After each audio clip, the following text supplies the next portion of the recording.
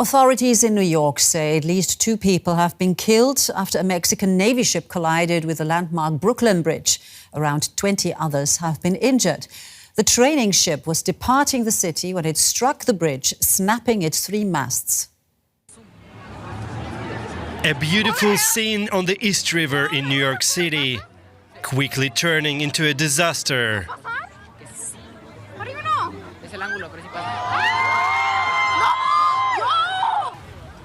New Yorkers film the panic on the bank as the ship drifts towards the shore after the collision. We gotta keep moving. This is insane. As rescue crews rush to the scene, eyewitnesses look on in disbelief as the vessel finally stops.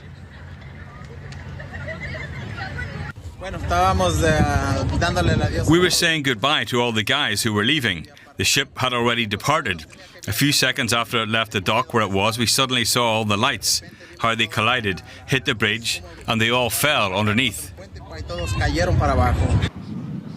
US authorities believe the Mexican Navy's training ship lost power before colliding with the Brooklyn Bridge. Nearly 280 people were on board the Cuauhtémoc. We have one more injured passenger that wants to be transported to Pier 16. The captain that was maneuvering the ship lost, power of the ship and the current. Mechanical function caused the ship to go right into the pillar of the bridge, hitting the mast of the ship where there was a couple of sailors on top of it. These sailors were injured. The ship was sailing through New York City as part of its goodwill journey. Each year it sets sail to mark the end of classes at the Naval Military School. The Mexican Navy says it left the port of Acapulco on the 6th of April. It was supposed to visit 22 ports in 15 nations, with the final destination in Iceland. But its journey has come to a sudden, unexpected end. Well, let's get more on that now with Dr. Sebastian Bruns, a senior researcher in the Department for Maritime Strategy and Security at Kiel University. Good to have you with us. So please, first of all, this is a very busy waterway there. How can an accident like this happen?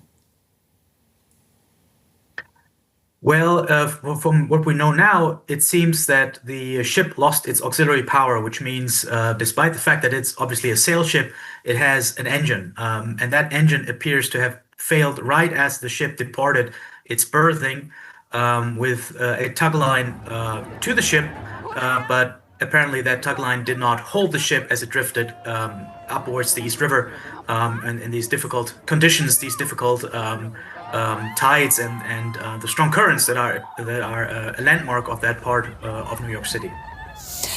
So is there no mechanism to prevent that? Because the way you just explained it sounds to a layman like myself that this could happen any time. Well, it certainly isn't the first time that these things or issues like that have been happening in the maritime sphere. There are some opportunities, some options if one loses auxiliary power. The captain, for instance, could try to put out an anchor and try to stop the ship from drifting. Or there could be other tugs in the area that quickly attach to the ship and try to keep it from drifting. However, accidents like that do happen. The maritime domain, the seas, sailing is a difficult, dangerous business in the first place.